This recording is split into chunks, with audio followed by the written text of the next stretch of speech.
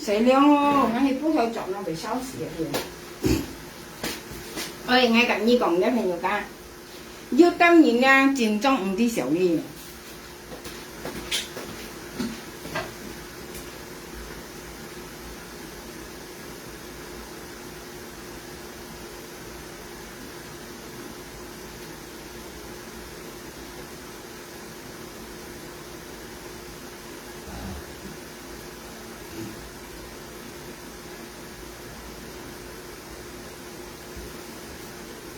咦，係講咩啊？我自己喺度講笑咧，朋友。我食量啊，我當咪咧，今日我病做食量咧，我煲頭米菜狀咧，我要先提寒去食量先，食量講故事。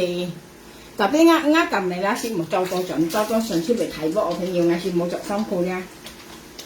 我跟你講啊，朋友家從一年家是唔啲小料啊。基本大講，不時上係是很記得啦，呢啲啊，呢啲啊跟現跟不二間，時常喺講唔可以講名講聲，事實呢一世應該由談威啲啊，跟現到不二話不二格得退翻嚟喐埋人呢啲啊，呢啊跟現不二格退翻嚟喐埋意思講咗一模談樣啊啲啊，可能係人有很多啊，啲啊跟現不二間呢啲嘅老婆就咁講啊，叫佢格跟喐埋要簽話。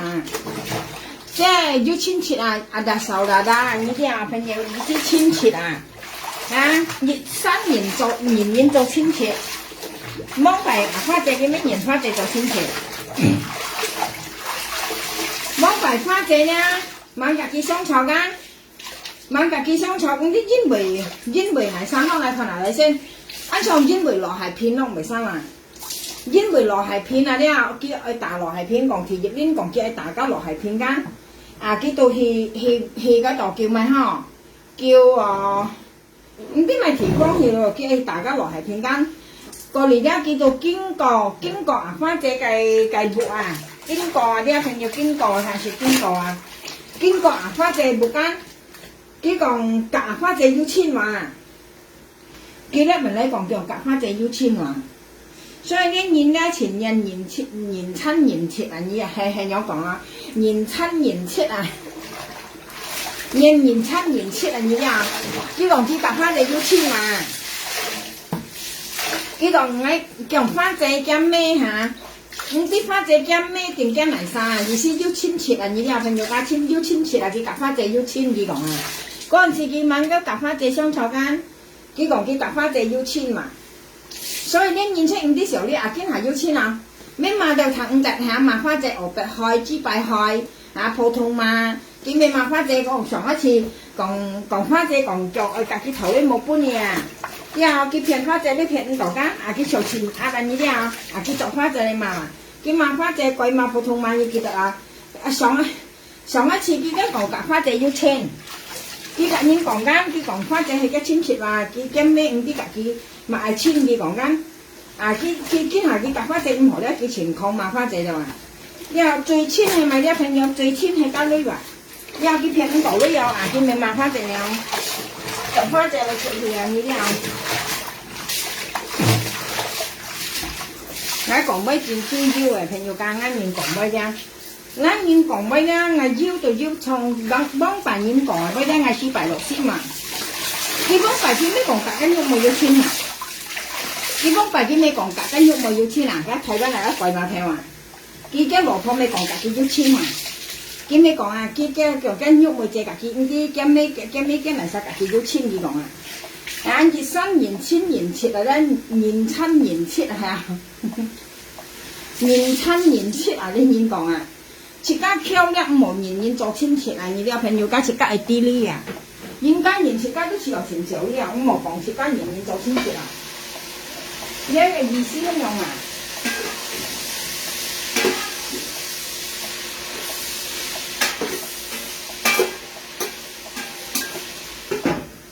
呢啲啊，切家年扣啊，啲朋友講切家年扣啦，切家冇年年做先切啊。按小啲啊，像比如切家扣間。切家挑間，人家講切家親切啦，切家係長冇意思啊，係啲呢樣嘢咧都係樣常啊，特別咧唔係話，梗見得到人家商家咧咪可講夾件荷包又可夾件咧咪來細咪有埋沙雞嗬，哦其實講啱親切咯，啱親切咯，咧嚟講夾親切咯喎，哎你啊，夾嘅冇記得㗎，你唔嗌嘅，佢冇記得㗎你嗌你夾嗌門嘅哎你。你夾硬滿夾嘅啊，當咪機會冇記得㗎，你嗌買緊麵10包麵嗌辦乜嘢？你滿夾嘅當咪會冇記得㗎，你唔嗌。anh你要攤就嘛，anh你要攤就講 OK anh你，係要攤同我講乜嘢 OK anh你。嗌成夾嘅食陰麵啊，佢講買陰麵買10包嗌成嘅食啊，佢嗌含記得㗎，你記冇記啊anh你ơi。你要聽講一講乜嘢？要你講 OK 啊你，你冚家嘅啊！我近將就近你啊，手仲係見呢本嘅啊，記本嘅咩記本嘅記本嘅麵類啊，我手嘅麵類啊，要聽到啊，冇聽到啊！我食兩要冇得家嘅雙叻，我根本就冇嗌哦 ，OK 啊，啊 OK 話係話聽到啊，啊你個啊家嘅講啲啊，你啲啊。你講苗下兩冚你記得嘅，你嗌班記嘅麵類啊，頭先嗌記買10包麵啊，你講我當我講嗌講幾趟啫，哎你啲啊，我今日食定兩年冇冚夾嘅雙嚟咯，今日吉醬頭運動嚟咯，我未切啦，今日切落吉醬頭啊冇啊，我食定兩啊，你啲朋友講切得漂亮5毛年年做親切啊。要5毛年切啊！基本上佢未講緊喐冇1000切嚇，加老婆講嘅，你加老婆講嘅，加年不記啊，加年啲不記嘛計啊！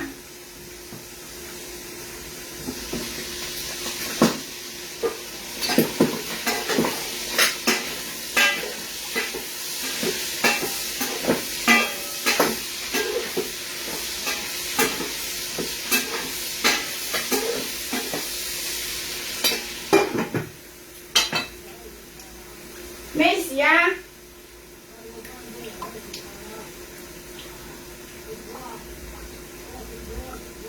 食咗翻嚟瞓覺啊？哦，嚇，啱得就好笑去。佢講嘅親切哇，佢未講嘅親切嚇，佢係一親切啊，所以未出去了，咁冇嘈，但係自家親切啊。佢嘈啦朋友，因為咧佢當咪為嘈係嘅親切啊，因為跟人不記啊，你啲啊，跟人不記啊，跟人不記啲不記嘛計係啲啊嗬，啊幾出誒嗱佢話，佢講嘅親切話，喐咪借嘅親切嘛，啊，佢話日本人家唔落嘅係一親切啊，其實那個是間啲人家冇嘅嘢啦，其實那個是間硬啲啊。由幾日開始冇嘅都人家啲了啊，所以咧今下人咧看都冇看人啊，自家目前才坐自家嘅親切啊小啲啊，又坐看都冇看人啊，今下人啊咁樣講啊，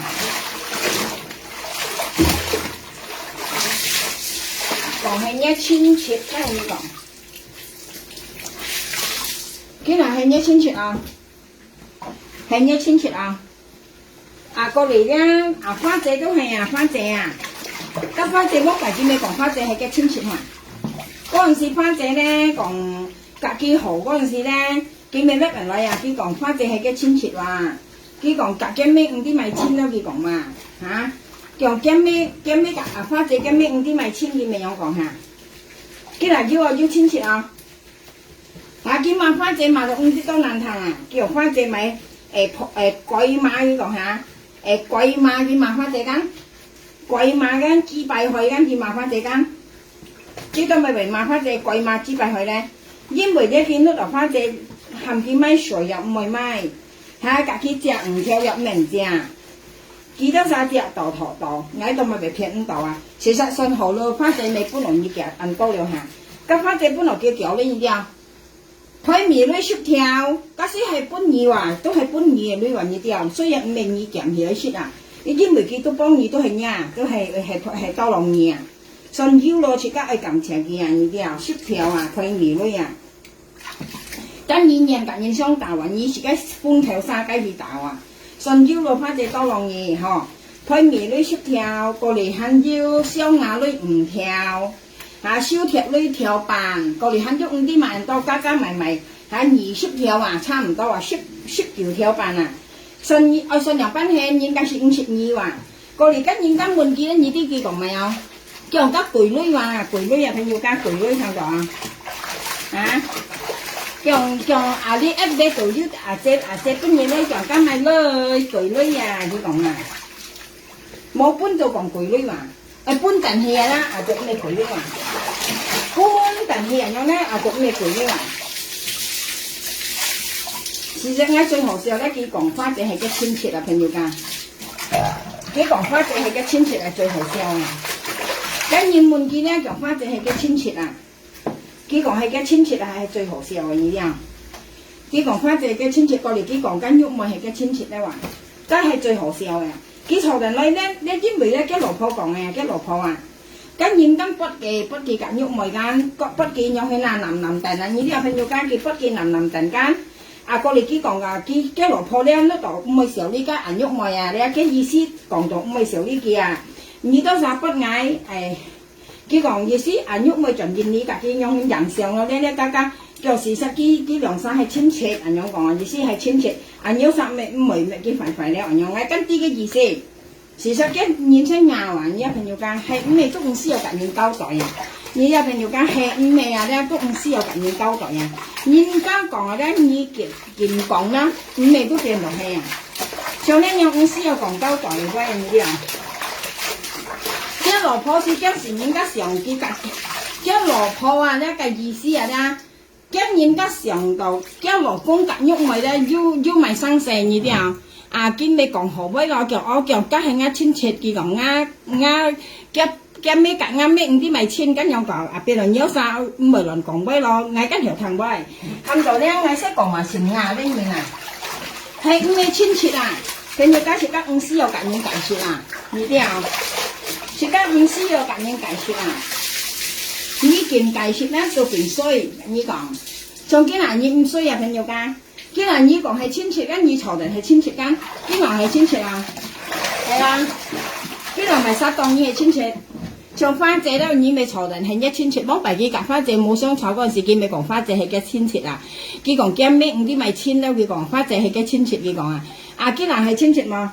啊，過嚟間屋咪咧，你講係一親切，啊，堅下係親切冇，所以咧，你唔嗌夾你講啊，堅下嘅世界咧，你啲物界最親啊，間女最親啊，咩啊？所以你講啊，你隻呢親切，計隻呢親切，你堅下根本你係本人時候你點知啊？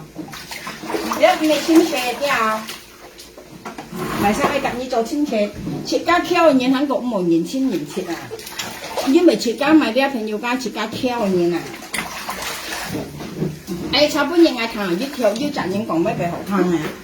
嗌糖家飯講啊，家飯俾好聽啊，俾好聽啊！啲講出嚟飯俾好香啊！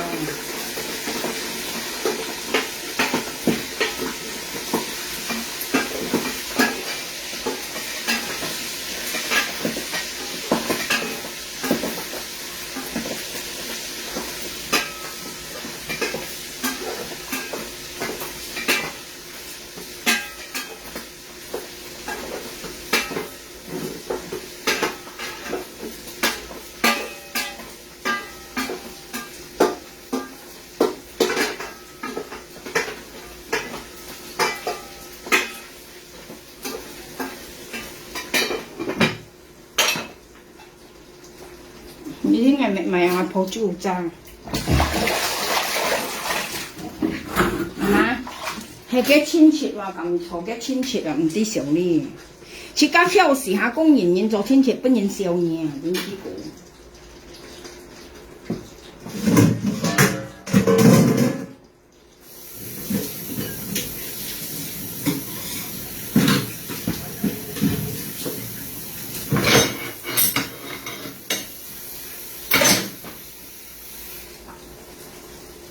你要自家曉冇人人做親戚啊！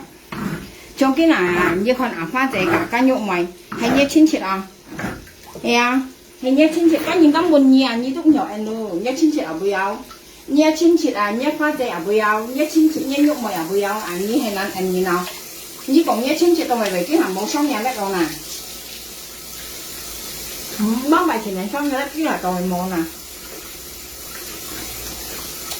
人家見格朋友就見多，人咧見格見少，咁人都咪會唔咁格你啦。而家人一識把喺度騙錯人，喺度頭女人，唔係呢度間，咪三咪驚，背個很驚哦，急背啊，看到很驚啊，朋友。係啊，你識把cái đồ đi thò cái thò啊，急背可能你喺度很驚哦，咪三咪驚啊。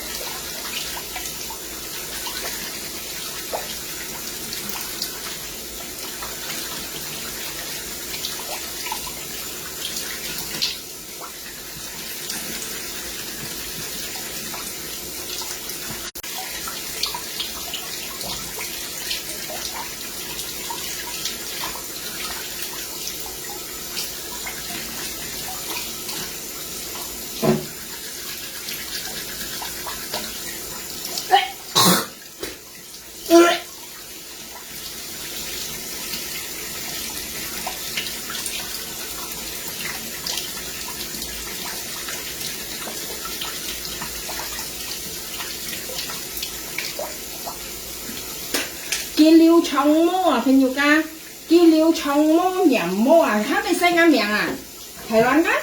見了長毛人毛毛嚇你細啱名啊，係撚咯，係撚噶？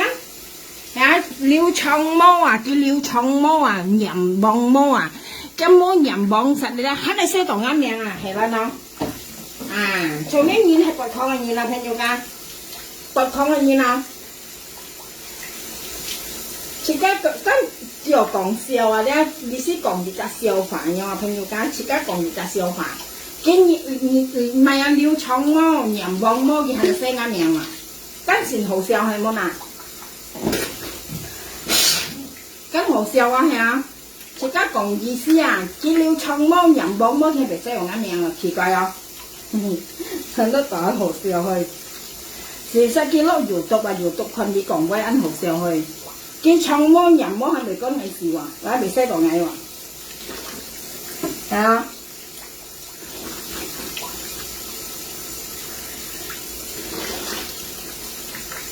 佢隔結婚冇講咩？佢講家係香港揾十年馬事，有幾講啊？咁咪意思嗱，朋友家，一般係咪意思啊？係啊，叫家香港啊，看到未馬事，咁咪意思嗱，朋友家。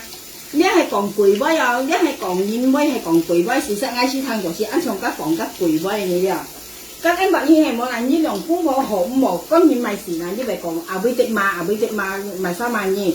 咁呢樣公婆嘅男人咧，嗰個當天，人家講咪當天露熱啊，還是當天露熱啊？呢樣公婆嘅男人咧，條子都冇查到嚟曬，係因為所謂講呢嗱，係你咁咧，你當天咧就甩人哋條子喺個向啊，條本認看啊，咁咪曬咁講呢啦，咁呢樣公婆做生嘅，但係邊啲佢講香港嘅執為馬事呢個，我咪啲講嚟曬咧嗬。咁奇怪又講出到尾，啱從個貴威用係咩啊？係咪我知啦？很多咧，自家攞嚟分析嘅咩人嘢朋友家，自家咧很多咧攞嚟分析嘅咩人覺得啱奇怪嘅咩人嘢。上一輩是幫大師可以騙到你啦，今下肯騙到嚟曬。大家見人家講緊每隻人個啲嘢同思樣啊，上一輩是唔向攞嚟講啊，你啲又冇唔向騙到你嘅話。因為搞得人咧雜啲而騙人啊嘛，講一牙威狂威啊呢啲，咁以前唔相信你啊，所以你肯講一牙威狂威就講嘅咩咪？ cái nhông hèn hay mà bóng phải cái đâu nhục mời cái tiền chỉ mà cái nước có hay chân này hay à cái xin xả có hay chân là cái còn phải cái xong xèn cái nước có hay chân cái à cái này cái đó sao cái xèn nào cái tí nào tí như còn không bây giờ mua như ở trời nhiều ha cái bữa chỉ cái một là phân ra lại còn là như còn nghe những cái ăn cặm như còn không bây giờ như thế chỉ có dòng cũng khó còn với một tay tổ nhìn nghèo một còn các bôi làm một chạy bơi cái nhỏ hèn hay món nào mua như sống xịn nghèo à như theo cái hải như chả giống tông như còn không quay à ngắn nữa còn cái gì xí à như vậy sao là cái còn phải cắn chừng hồ xèo còn những cái trường mù luôn đi qua phải nhiều cái như sầu hồ xèo à hả vậy mà sao phải trường mù luôn nhé anh xem xí ra còn phải là tập cái kim mô mèo mô xèo à hả chắc cái còn sẽ phán bận cái còn mà cái còn ngay rồi hay không sẽ phán bận đó à cái còn ngay mà实際呢種功課調資咁調資，以及咪晒人上界晒尖在制晒，嗰日咪事啊，朋友家。嗰日買事啊，啲人問嘢呢度咪為經西亞名啊。咁咪意思係你騙人嚟用係講七講八講人家搬嘢嚟，嗱啱名嚟騙人嚟。mon coi lừa một trận như còn mon coi lèo mon coi骗人嚟又跟住就周啲嘢講法出嚟用嘢啊。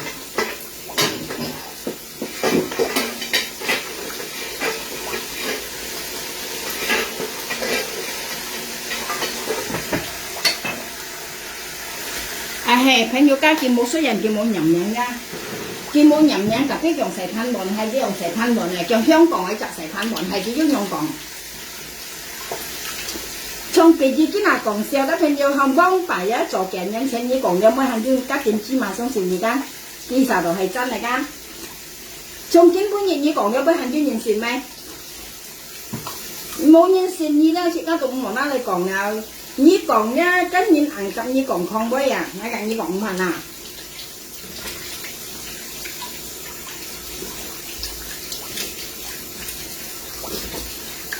Ngay ý思講出cái意思本有啥談有啥有時間唔有談với.實際nhất按晒人咧越到前場談với越到唔有，從家冷仔咧前場談với à. 從家冷仔啦，朋友家高先話啊，講心極平嘅乜嘢，佢全犀利嘅。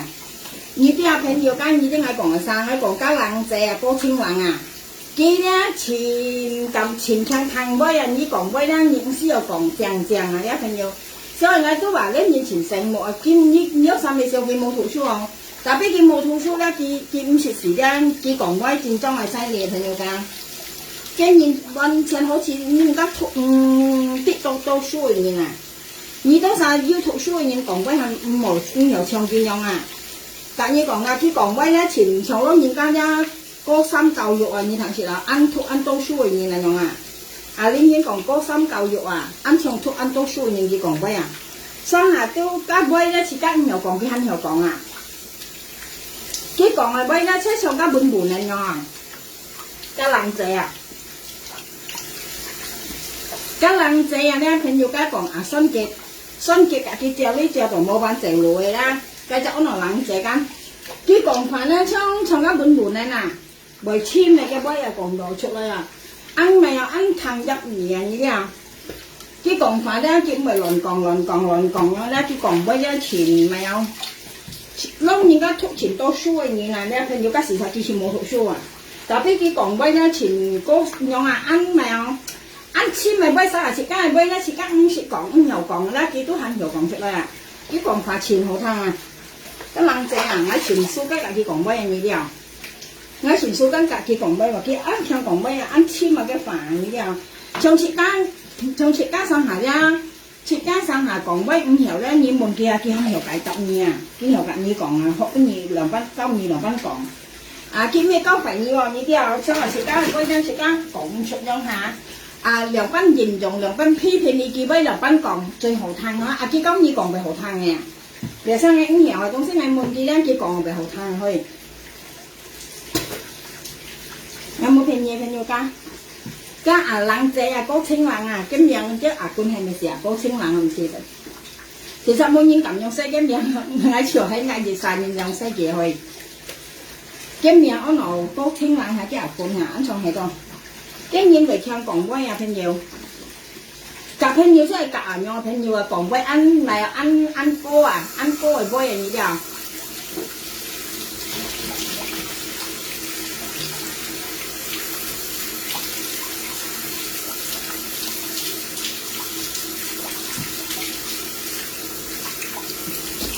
其實咩交費人嘛，佢講咩嘛？佢咩交費人咯？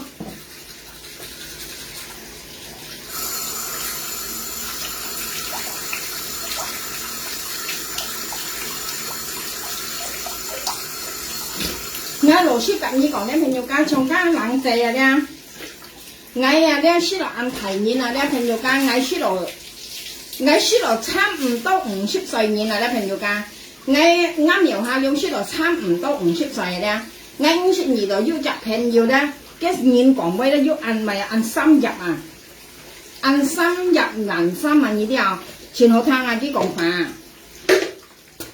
啲講法先明白先好聽，但係生下啲機會要生啲呀，咪有人家講生啲人家講咪好，自家解決唔到問題，佢都唔滿意，對啊，佢都唔滿意我會將呢件事為夾人分析嘅呢啲啊，啲看人嘅意見兩班啊，都係好事話你冇生下人家真是熱世夢動，是但係呢個夢動啊，佢講咩個個一前好聽。唔知會發講出嚟，會全部睇呢啲朋友。我夾人做朋友，我唔識夾到人樣嘢啊！做緊冷靜戰爭係一流啊！啲人講俾咁手難結唔嚟啊！啲喺度係咩啊？啲人講俾按公道啊呢啲啊！講按公道係咩啊？朋友，自家夾朋友識係教啲人呢啲啊！講俾係公道啊！講俾愛公道，自家唔條嘅條，傾大自家，樣好，樣唔好，自家講生啦，俾佢嚟夾自家講，樣唔好講，樣好講，樣做得，樣唔做得，啲人做樣嘢啦。自家夾朋友真係夾啲嘢嚟嘅啫。上間冷仔咧朋友間，上間冷仔用啲係夾年是按多朋友間啦，冷仔已經係最犀利嘅。幾多年就咁講嗬？嗰個嘢佢講嘅話咧，前落先嘛。佢啱唱講咩？好彩佢冇讀要書啊，朋友出要書很過厲害啊！佢講咩啊？佢冇讀書啊，講咩很更厲害啊？係要讀書很過厲害講咩啊？戰爭厲害啊！個冷仔啊，係佢要讀書很過犀利啊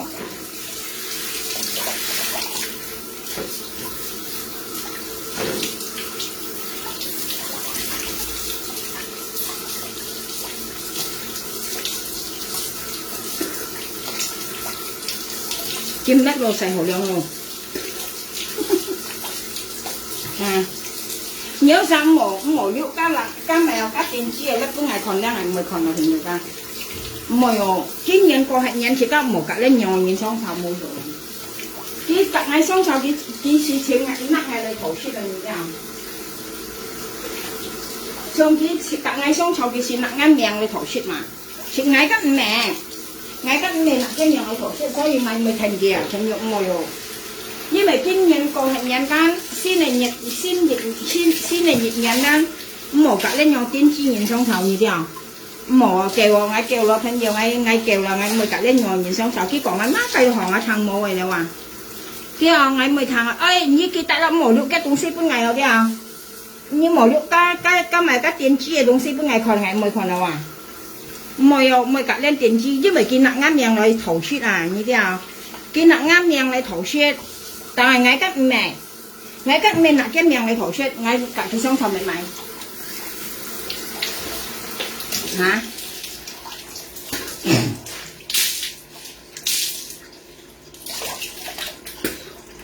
洗涼去啊！呢人洗涼是用濕水啊，你啲朋友。香港人洗涼是用加濕嘅水洗涼啊，濕嘅水啊，唔係加醬水，一樣唔係鹹水醬水，濕水啊。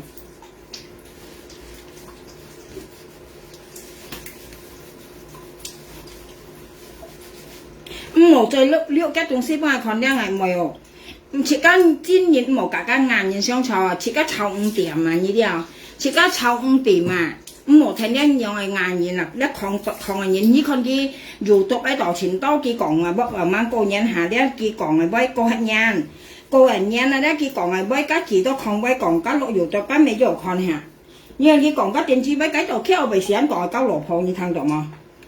加敲到窿我話出現路面話喺講係交羅鋪啊！含應家介紹羅鋪嘅嘢你行啊，都係拔抗煙講拔抗威嘛，所以而家唔朋友家，